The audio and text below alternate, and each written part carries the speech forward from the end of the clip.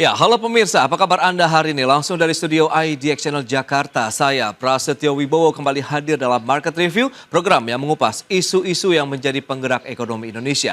Live streaming kami bisa Anda saksikan di idxchannel.com dan langsung saja kita mulai Market Review selengkapnya.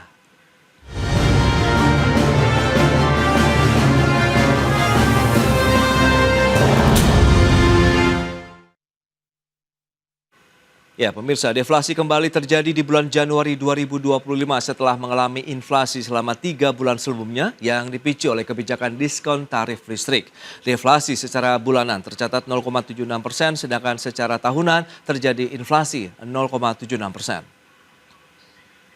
Pada Januari 2025 ini merupakan deflasi pertama setelah terakhir kali terjadi di September 2024. Kelompok penyumbang deflasi bulanan terbesar adalah dari kelompok perumahan, air, listrik, dan bahan bakar rumah tangga yang deflasinya sebesar 9,16% dan ini memberikan andil deflasi sebesar minus 1,44%. Komoditas yang dominan menjadi pendorong deflasi kelompok ini adalah tarif listrik. Demikian pernyataan PLT Kepala Badan Pusat Statistik Amalia Adininggar Widyasanti yang menyatakan deflasi kembali terjadi di awal tahun 2025, yaitu sebesar 0,76% secara bulanan. Sedangkan secara tahunan masih tercatat inflasi sebesar 0,76%. Dengan demikian, deflasi Januari 2025 telah mematahkan tren kenaikan inflasi yang terjadi selama 3 bulan sebelumnya, yaitu Oktober, November, dan Desember 2024. Komoditas tarif listrik menjadi penyumbang utama deflasi pada Januari 2025 dengan tingkat deflasi sebesar 32,03% dan andil deflasi 1,47%. Deflasi terjadi karena adanya diskon 50% bagi pelanggan dengan daya listrik sampai 2200 volt ampere di Januari 2025. Sementara itu, sesuai dengan keputusan Menteri SDM nomor 348 tahun 2024, pemberian diskon 50% tarif listrik diberikan kepada pelanggan rumah tangga PT PLN Persero dengan daya 450 volt ampere, 900 volt ampere, 1300 volt ampere, dan 2200 volt ampere yang berlaku selama 2 bulan yaitu Januari dan Februari 2025. Dari Jakarta, Tim Liputan IDX Channel. Ya, sementara itu pemerintah berencana untuk menggelontorkan sejumlah stimulus guna mendorong kembali daya beli masyarakat. Dan paket stimulus akan meluncur di bulan Maret mendatang atau tepatnya saat bulan suci Ramadan dan Hari Raya Idul Fitri. Menteri Koordinator Bidang Perekonomian Erlangga Hartarto menyatakan, pemerintah dalam hal ini Kementerian Keuangan saat ini tengah menyiapkan sejumlah paket stimulus tambahan yang akan digelontorkan di masyarakat. Pemberian stimulus tersebut guna meningkatkan kembali kemampuan daya beli masyarakat, di mana pemberian stimulus tersebut rencananya akan diberikan pada bulan Maret mendatang, seiring dengan tibanya bulan suci Ramadan dan Hari Raya Idul Fitri. Di sisi lain, Badan Pusat Statistik menyatakan pada bulan Januari 2025 terjadi deflasi sebesar 0,76% secara bulanan. Deflasi didorong oleh kelompok perumahan, air, listrik, dan bahan bakar rumah tangga yang deflasinya sebesar 9,16%. Selain itu, tercatat inflasi bahan pangan juga masih stabil. Nanti tentu kalau pada bulan puasa kan kita akan memberikan dari Kementerian Keuangan akan ada stimulus. Ya, terima kasih. Diskon tarif listrik kan cuma 2 bulan ya Pak ya, ini berhasil bikin deflasi bakal diperpanjang nggak sih Pak? Tidak. Airlangga menambahkan meski kebijakan diskon tarif listrik yang berlaku di bulan Januari dan Februari 2025 menjadi salah satu pemicu terjadinya deflasi di awal tahun 2025, pemerintah memutuskan untuk tidak memperpanjang kembali kebijakan tersebut. Dari Jakarta, Raharjo Patmo, IDX Channel.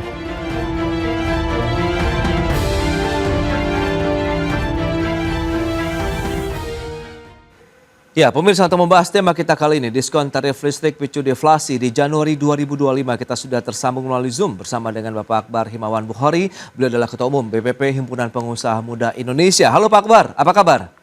Halo, baik Mas. Baik, terima kasih atas waktu yang disempatkan. Kemudian berikutnya sudah bergabung juga ada Pak Wijayanto Samirin, beliau adalah ekonom senior Universitas Paramadina. Halo Pak Wijayanto, apa kabar? Kabar baik, Mas. Baik, terima kasih juga atas waktu yang disempatkan dan sebelum membahas lebih jauh, seperti yang sudah disampaikan tadi Pak Wijayanto bahwa deflasi terjadi kembali di Januari 2025. Apakah memang ini kalau dilihat dari konsensus ekonom sudah sesuai atau tidak ini? Ya, saya rasa tidak ada yang menduga bahwa Januari ini kita akan mengalami deflasi, bahkan Februari nanti kemungkinan juga deflasi. Oke. Karena tidak ada yang menduga bahwa mendadak PPN yang dinaikkan dari 11 ke 12% itu dibatalkan. Kemudian pada saat yang bersamaan, insentif itu tetap jalan. Jadi bisa dibayangkan tidak ada beban tambahan pajak yang dikhawatirkan men-trigger inflasi, tetapi insentif yang nilainya kira-kira 25 triliun itu tetap digelontorkan. Jadi apa yang kita lihat ini merupakan impact dari itu. Bayangkan dalam 1 bulan ini diskon listrik itu biayanya kira-kira 12,5 triliun. Jadi ada beban biaya 12,5 triliun ditarik dari masyarakat. Tentu saja ini menyebabkan deflasi. Baik, dari sisi pelaku usaha sendiri bagaimana begitu dengan deflasi yang terjadi, kemudian adanya stimulus dalam artian pemberian diskon tarif begitu. Apakah ini ya lagi-lagi memang masih dalam parameter yang sudah disesuaikan begitu dengan rencana bisnis dari pelaku usaha? Pak Akbar. Ya, memang ini suatu yang mengejutkan juga bagi pelaku usaha bahwa terjadi deflasi di awal tahun. Dan kita juga sedang melakukan penyesuaian. Tadi sudah disampaikan oleh Pak Wijayanto bahwa ada hal yang tidak biasa kita alami, bahwa daya beli berkurang karena diakibatkan oleh deflasi, maka pengusaha, pelaku usaha dalam hal ini lagi melakukan penyesuaian untuk bisa melakukan aktivitas ekonomi ke depan. Oke, penyesuaian dalam bentuk apa nih Pak Akbar yang biasanya dilakukan begitu? Mengingat apakah ini nantinya juga akan bisa mendorong daya beli masyarakat meskipun hanya kebijakan dari Januari dan Februari saja begitu kalau kita bicara diskon tarif listrik? Iya, penyesuaian dalam bentuk tadi sudah disampaikan oleh Pak Wijayanto bahwa kita sekarang lagi mengurangi cost. Oke. Karena memang demand-nya berkurang diakibatkan oleh deflasi. Tapi kita yakin ke depan ekonomi Indonesia diproyeksi tumbuh. Jadi akhirnya kita masih optimis bahwa ke depan ini akan bisa membaik begitu. Nah, akhirnya kita meminta kepada pemerintah agar bisa mendorong kelas menengah, agar bisa tingkat konsumsi dan juga belanja masyarakat ini bisa kembali bergairah. Baik, nah Pak Wijayanto, kalau kita bicara mengenai tren kenaikan inflasi kan sebelumnya telah terbentuk sejak Oktober sampai dengan Desember 2024. Nah, deflasi yang terjadi di bulan Januari kemudian Anda proyeksikan di Februari ini juga ya hanya bersifat sementara saja atau bagaimana? Ini sifatnya sangat sementara ya, jadi murni karena gelontoran insentif itu tadi. Oke. Jadi ketika Pak Menko, Pak Erlangga mengatakan tidak akan diperpanjang, ya artinya Maret deflasi kemungkinan besar akan berakhir. Tapi yang ingin saya soroti adalah yang ideal negara itu mengalami inflasi rendah, tetapi ketika inflasi rendah itu diperoleh melalui inflasi, deflasi, ini menandakan bahwa situasi ekonomi negara itu sedang tidak smooth, sedang tidak baik-baik saja. Nah, seringkali situasi ini memang di-trigger oleh kebijakan pemerintah yang tidak koheren, tidak komprehensif, dan sering keputusan diambil secara mendadak. Deflasi Januari ini kan sebenarnya tidak perlu. Oke. Ini artinya sebenarnya dalam kata lain pemerintah itu sedang memboroskan amunisi yang sangat terbatas. Bayangkan, idealnya itu inflasi rendah, tapi pemerintah menggelontorkan 12 triliun untuk diskon listrik di saat fiskal kita sedang kesulitan. Kalau boleh kembali memutar ulang waktu, idealnya ketika PPN 12% dibatalkan, insentif ini juga ikut dibatalkan. Daripada untuk insentif listrik, mending untuk menambah insentif, menambah subsidi LNG. Yang selama ini kan LPG 3 kilo mulai langka di lapangan, salah satu trigger. Karena volume LPG subsidi itu dikurangi dari tahun depan. Jadi itu catatan saya, Mas. Ya, tapi dengan menyikapi kondisi kebijakan ini sudah digelontorkan, kemudian memang ya terbukti sebenarnya banyak masyarakat yang menikmati dengan adanya kebijakan diskon tarif listrik ini meskipun akhirnya memicu deflasi ya di Januari sampai dengan Februari. Nah, lantas langkah apa juga yang perlu disiapkan pemerintah? Kalau Anda katakan kebijakannya apakah lebih harus terarah, lebih komprehensif lagi, kita akan bahas nanti di segmen berikutnya. Kita akan jeda dulu sebentar ya Pak. Dan pemirsa pastikan Anda masih bersama kami.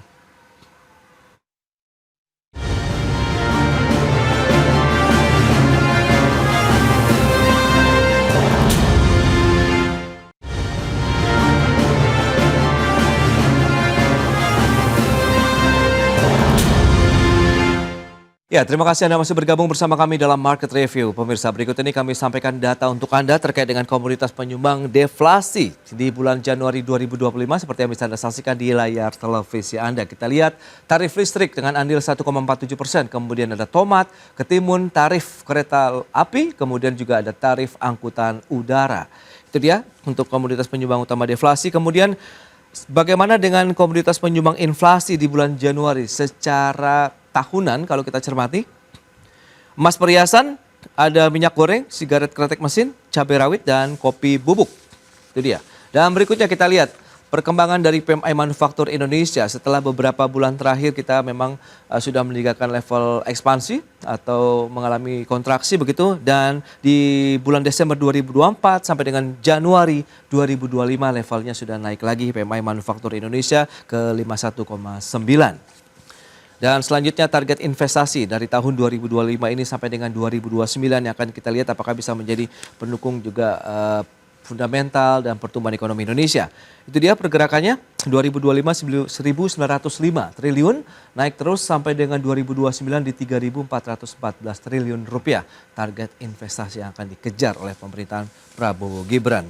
Baik, kita akan lanjutkan kembali perbincangan bersama dengan Bapak Wijayanto Samirin, ekonom senior dari Universitas Paramadina. Kemudian ada juga Pak Akbar Himawan Bukhari, Ketua Umum BPP HIPMI. Ya, Pak Wijayanto, kalau kita lihat dengan beberapa data tadi yang sudah disampaikan, lantas apa yang perlu kita cermati begitu dengan kebijakan-kebijakan yang sudah dilakukan oleh pemerintah?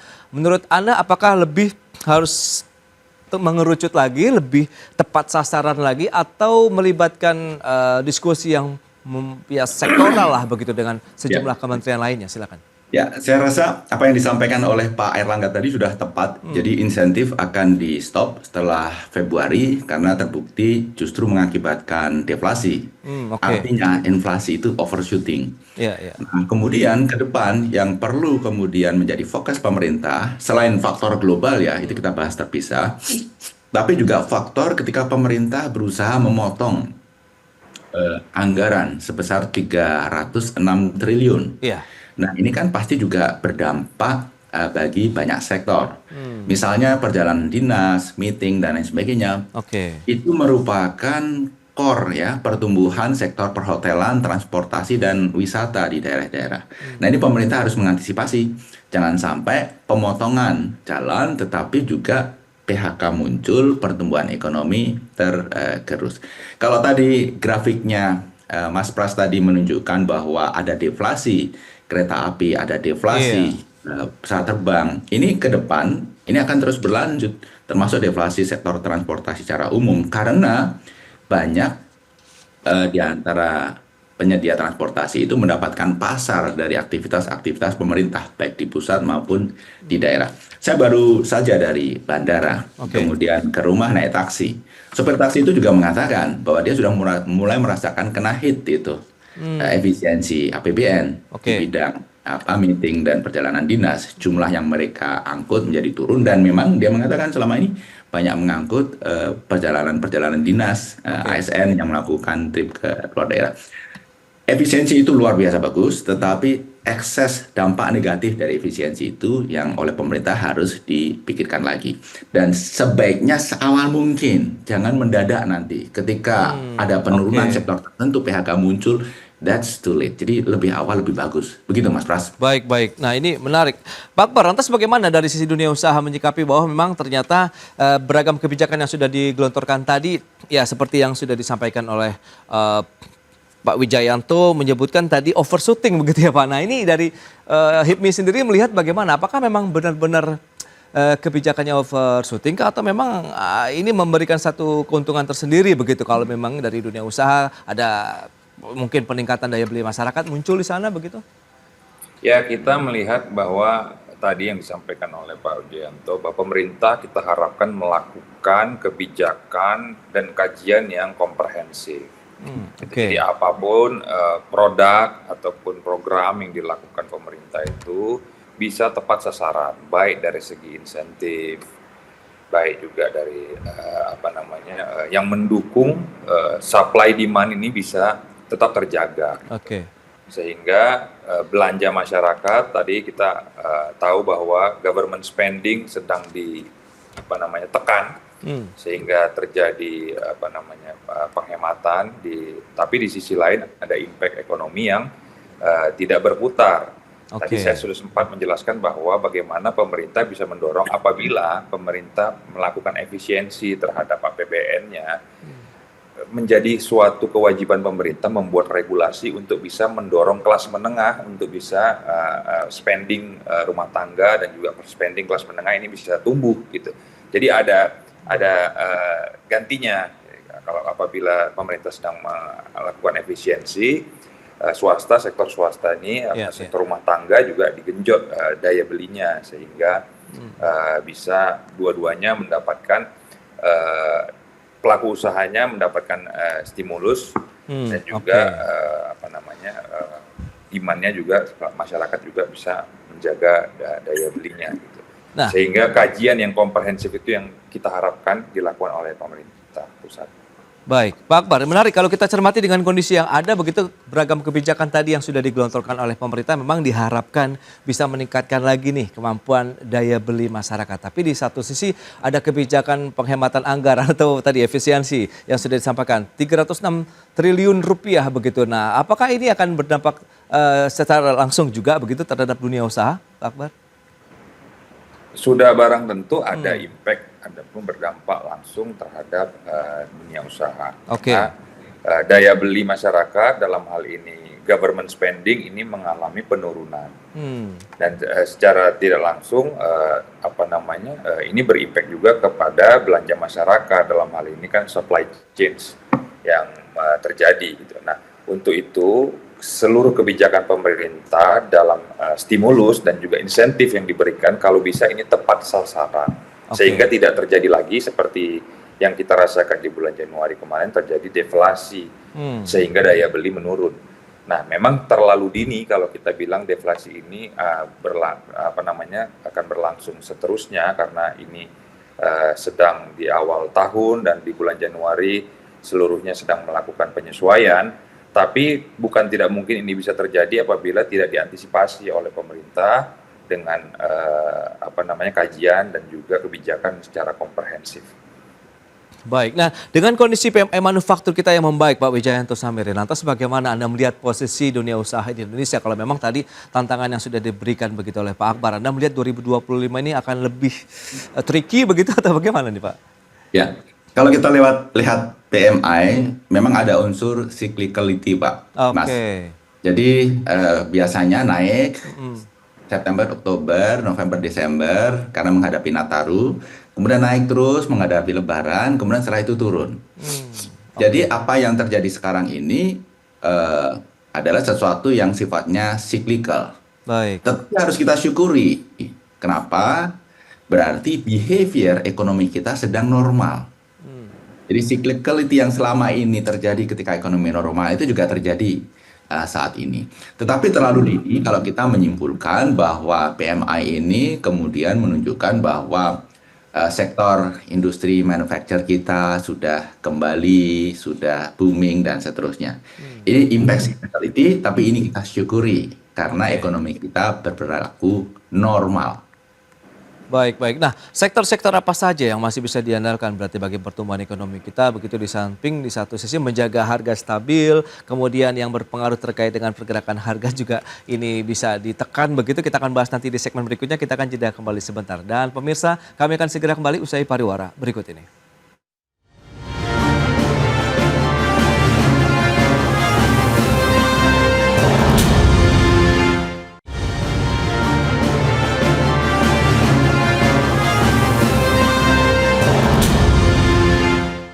Ya, Anda masih menyaksikan Market Review dan kita akan lanjutkan kembali perbincangan menarik ini bersama dengan Bapak Wijayanto Samirin dan juga Pak Akbar Himawan Bukhori dari HIPMI. Baik, nah Pak Akbar, kalau kita bicara mengenai sektor usaha, kalau tadi PMI manufaktur begitu yang masih bisa kita syukuri begitu meskipun trennya ini siklikal, nah lantas usaha apa saja yang mungkin lagi-lagi yang masih menjadi penopang nih pertumbuhan ekonomi Indonesia di tahun 2025 dengan tantangan tadi bagaimana kondisi geopolitik, geoekonomi global begitu yang masih menghantui. Silakan. Ya, kita melihat bahwa industri kebutuhan pokok itu masih menjadi unggulan. Oke. Seperti tekstil dan juga bahan dasar kimia, farmasi, industri farmasi. Nah, ini menjadi unggulan kita untuk bisa menopang pertumbuhan ekonomi kita. Tadi kita tahu bahwa manufaktur kita juga mengalami pertumbuhan, itu dibuktikan dengan belanja bahan baku kita yang meningkat. Nah, sehingga ini bisa menjadi salah satu instrumen untuk bisa mendorong pertumbuhan ekonomi kita. Oke. Nah, untuk itu ini yang menjadi penting untuk pemerintah menjaga iklim dunia usaha dan juga memberikan kebijakan pemerintah dalam bentuk insentif ataupun dalam bentuk stimulus ini bisa tepat sasaran dari kedua belah pihak, baik dari sisi supply dan dari sisi demand.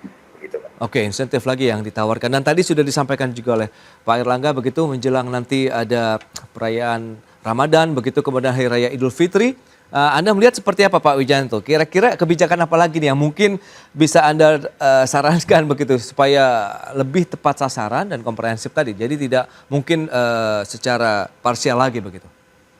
Ya, saya sepakat dengan Pak Akbar ya. Jadi pemerintah ini kalau sektor real, sektor domestik ya, perlu mendorong kebijakan yang terukur dan komprehensif. Ya. Apapun itu, apakah bentuknya insentif, disinsentif, sektor private, dunia usaha itu perlu diajak bicara. Termasuk ketika pemerintah akan menggelontorkan insentif lagi untuk menghadapi Lebaran, Ramadan dan Lebaran. Ini harus diajak bicara, jangan sampai insentifnya nanti tidak tepat sasaran. Diberikan di sektor-sektor yang sebenarnya tidak perlu. Pembelajaran Januari Februari ini saya rasa penting sekali. Yang kedua, yang ini merupakan orang bilang the elephant in the room. Permasalahan terbesar kita adalah bagaimana kita mengantisipasi situasi global. Karena apapun itu, kondisi makro kita akan sangat berpengaruh kepada real sektor dan kondisi makro kita sangat dipengaruhi oleh nilai tukar rupiah.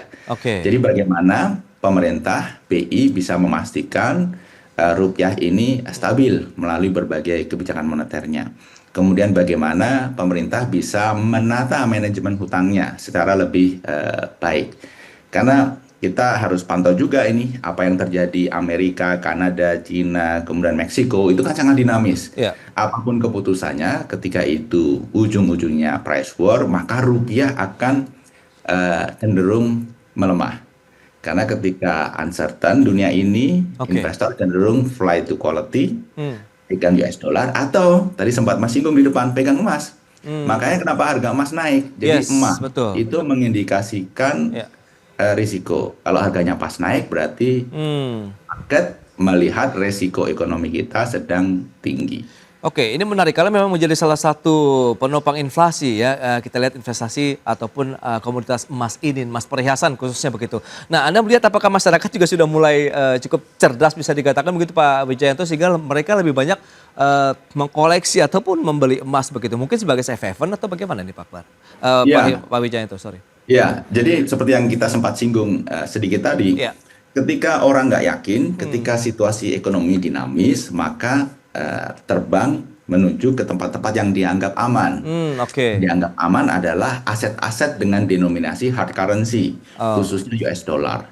Jadi ketika Amerika bermasalah, Amerika menjadi penyebab krisis, itu kenapa US dollar justru menguat? Ya karena itu. Sebagai global reserve, US dollar masih tetap dianggap sebagai currency yang paling hard, paling aman. Kemudian aset-aset fisik yang dianggap aman karena value-nya terdapat pada nilai intrinsik seperti emas, perak. Jadi sebenarnya melihat situasi ekonomi kita itu simpel aja, Mas. Kita lihat emas dalam rupiah itu harganya naik atau turun. Kalau sedang naik, itu artinya ekonomi kita sedang berisiko tinggi. Kalau sedang turun berarti orang menganggap ekonomi bagus, daripada pegang emas, mending diinvestasikan ke aset-aset produktif begitu. Baik, Pak Wijayanto. Nah, Pak Akbar, terakhir bagaimana proyeksi dan potensi dunia usaha kita begitu di tengah fluktuasi dari pergerakan inflasi deflasi yang seperti Pak Wijayanto sampaikan tadi? Ya, berdasarkan yang sudah kita alami beberapa bulan terakhir, memang kita harus waspada terhadap bagaimana perkembangan dunia usaha kita. Tapi kalau kita melihat dari proyeksinya World Bank bahwa pertumbuhan ekonomi kita masih bagus, masih tumbuhnya di atas dengan pertumbuhan ekonomi di tahun sebelumnya. Tentu itu kita harus optimis bahwa pertumbuhan pengusaha kita juga bisa inline dengan pertumbuhan ekonomi. Nah, untuk itu memang perlu tadi seperti disampaikan oleh Pak Wijayanto untuk pemerintah dengan pelaku usaha duduk bersama untuk melakukan skenario untuk bagaimana bisa pertumbuhan pengusaha ini relate dengan pertumbuhan perekonomian kita. Kita berharap beberapa kebijakan dari pemerintah ini juga bisa mendorong tumbuhnya pengusaha kita dan juga perekonomian. Itu dia, berarti memang momentum lagi kolaborasi begitu antara dunia usaha, pemerintah untuk menentukan kebijakan yang lebih tepat sasaran lagi menyikapi kondisi yang sebenarnya juga dialami dan diinginkan juga oleh masyarakat luas begitu dari sisi kemampuan daya beli, harga yang stabil dan terjangkau tentunya. Baik, Pak Wijayanto Samirin, kemudian Pak Akbar Himawan Bukhori, terima kasih banyak atas waktu, informasi, update dan juga analisis yang sudah diberikan nih kepada pemirsa pada hari ini. Selamat melanjutkan aktivitas Anda kembali, salam sehat dan sampai berjumpa kembali. Terima kasih. Terima kasih Mas, sampai ketemu. Baik pemirsa, jangan beranjak dari tempat Anda karena sesaat lagi kami masih akan kembali dengan tema menarik lainnya terkait dengan peluang dan tantangan industri retail di tahun 2025.